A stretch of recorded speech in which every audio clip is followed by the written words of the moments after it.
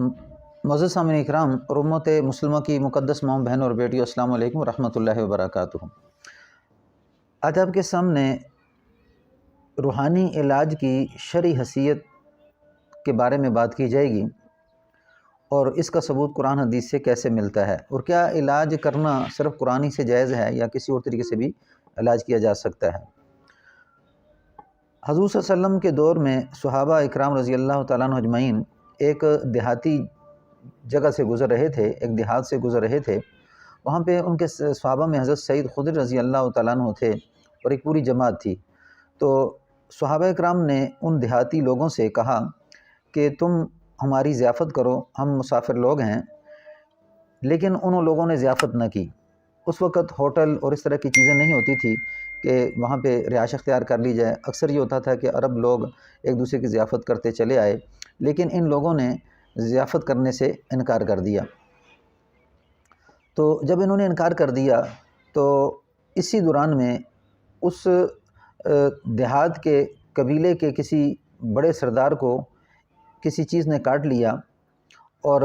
وہ سخت تکلیف کے اندر تھا، پریشانی کے اندر تھا۔ تو ان میں سے ایک لڑکی آئی اور آ کے کہنے لگی کہ ہمارے سردار کو سخت تکلیف ہے، تم میں سے کوئی جھاڑ پھونک کرنے والا، دم کرنے والا ہے؟ تو ان میں سے صحابی نے فرماتے ہیں کہ کہا کہ ہاں، میں دم کرنا جانتا ہوں، جھاڑ پھونک کرنا جانتا ہوں، لیکن میں اس کے معاوضے میں تم سے ایک حدیث کے اندر آتا ہے کہ ایک ریوڑ بکریوں کا کہا، پھر آتا ہے کہ 30 کہا،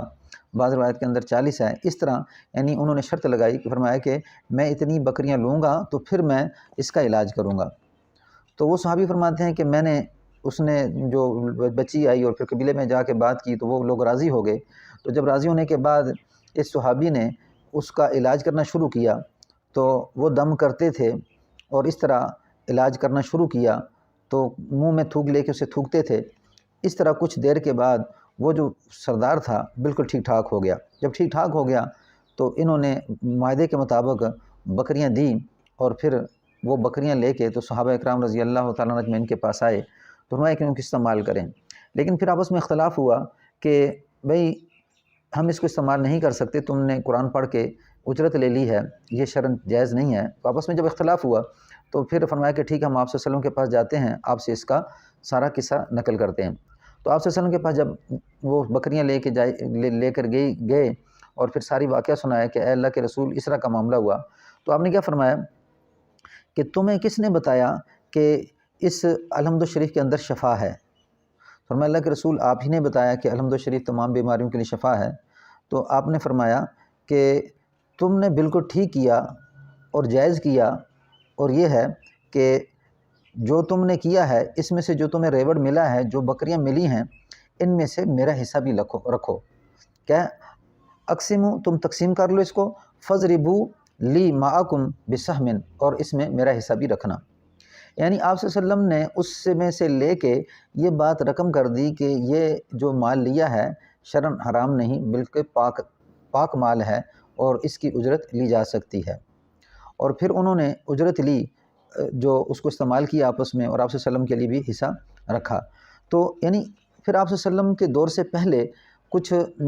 لوگ دم کیا کرتے تھے، اور حدیث کا مفہوم اس طرح ہے، فرمایا کہ وہ صحابہ آئے اور لوگ آئے اور کہنے لگے اللہ کے رسول ہم دور جہالیت کے اندر بھی اس طرح کرتے تھے، تو کیا ہم وہ دم اپنے کرتے رہیں؟ اور تم اپنے دم میرے پاس پیش کرو، میرے سامنے پیش کرو، اگر ان میں شرک نہیں ہے تو کچھ مذائقہ نہیں کہ تم ان کو نہ کرو بلکہ ان کو کرتے رہو۔ تو یعنی یہاں سے یہ چیز ثابت ہوتی ہے کہ ایک تو یہ جو علاج ہے یہ حضور صلی اللہ علیہ وسلم کے دور سے پہلے بھی چل رہا تھا، لیکن اس میں جو چیز منع ہے شرکیہ دم ہے، کہ وہ شرکیہ دم کہ جن کے اندر اللہ تعالیٰ کے ساتھ شریک کر کے الفاظ پڑھے جائیں، وہ منع ہے، اور وہ اللہ سبحانہ و تعالیٰ نے اس سے روکا ہے اور آپ صلی اللہ علیہ وسلم سے روکا۔ لیکن اگر قرآنی الفاظ نہیں ہیں، ہم یہ کہتے ہیں کہ جو قرآن پڑھا جاتا ہے، قرآن کے اندر ایسے الفاظ موجود ہیں کہ جس سے علاج ہوتا ہے اور اللہ نے قرآن کو شفا کہا ہے، تو ہم بجائے اس کے کہ اس علاج کی طرف جائیں کہ جو عام الفاظ کے اندر ہوتا ہے، جیسے فارسی کے اندر یا اردو کے اندر اس طرح کے الفاظ ہم بولیں، بلکہ قرآن حدیث کے مطابق ہی جو الفاظ چل رہے ہیں، اور وہ الفاظ اگر آپ ویسے اردو میں بول دیتے ہیں، فارسی میں بول دیتے ہیں، اس سے بھی علاج ہو جاتا ہے۔ لیکن افضل طریقہ یہ ہے کہ قرآن اور حدیث کو سامنے رکھتے ہوئے انسان علاج کرے، اور پھر الحمدللہ اس کا علاج مریض کا ہو جاتا ہے۔ اور پھر اس میں کہ ایک آدمی یہ کہے کہ بھی فلاں آدمی پیسے لیتا ہے اور اس طرح علاج کرتا ہے، ایسی بات نہیں ہے، بلکہ معقول یعنی کہ کوئی اچھا عامل ہو، یعنی قرآن حدیث کو سمجھنے والا ہو، اللہ سے ڈرنے والا ہو، تو اس سے علاج کروایا جائے اور معقول وہ معاوضہ لے رہا ہے تو اس میں کوئی حرج نہیں ہے اس کے اوپر۔ وہاں تو بکریوں کا ریوڑ لیا گیا ہے، اور یہاں پہ اگر کوئی معقول معاوضہ لے کے علاج کرتا ہے تو اللہ نے اس کے اندر شفا رکھی ہے اور مریض ٹھیک ہو جاتا ہے۔ ہمارے ایک زمانہ میں ایک یہ عجیب بات ہے کہ ہم یہ سمجھتے ہیں کہ اس میں جو انسان معاوضہ نہیں لے رہا تو وہی بہت زیادہ کرامت ہے، حالانکہ ایسا نہیں ہے، بلکہ معقول معاوضہ کیونکہ وہ وقت دیتا ہے، اور پھر وقت دینے کے ساتھ جو ہے وہ جو علاج کر رہا ہے وہ سارا وقت کا اور پھر وہ اس کا جو ٹائم ضائع ہوتا ہے، اور اس کو جو اللہ نے سمجھ دے رکھی ہے تو معاوضہ وقت کا ہوتا ہے، اس وجہ سے بھی جائز ہے۔ اور پھر حدیث کے اندر ہے کہ آپ سے فرمایا کہ بہترین مال ہے، اس کو تقسیم کرو، میرا حصہ بھی رکھو۔ اور فرمایا کہ تم ایک دوسری جگہ پہ بخاری شریف کے اندر ایک حدیث ہے، فرمایا کہ بہترین مال وہ ہے کہ جو قرآن پڑھ کے لیا جائے، یعنی کہ یہ بھی حدیث آ رہی ہے کہ جس میں مال کو حلال قرار دیا جا رہا ہے، تو اس کر کے قرآنی آیات پڑھ کے کوئی علاج کرتا ہے، حدیث پڑھ کے علاج کرتا ہے، کوئی معاوضہ لیتا ہے تو میں وہ شرعاً ناجائز نہیں ہے بلکہ جائز ہے۔ اور اس طرح علاج کرنے سے نہ کرنے سے انسان محروم ہو جاتا ہے اس علاج سے۔ اور میں نے دیکھا کہ بڑے بڑے لوگ لاکھوں روپے لگا دیتے ہیں لیکن وہ مریض ٹھیک نہیں ہوتا، جیسے ہی روحانی علاج کی طرف آتا ہے وہ مریض بالکل ٹھیک ہو جاتا ہے۔ تو اس علاج کے لیے یہ ذہن میں رکھنا ضروری ہے کہ معاوضہ لینا جائز ہے، ناجائز نہیں ہے، اور لیکن کوشش یہ کرے کہ انسان اس کو سمجھ کے علاج کرے، اور جس طرح انسان علاج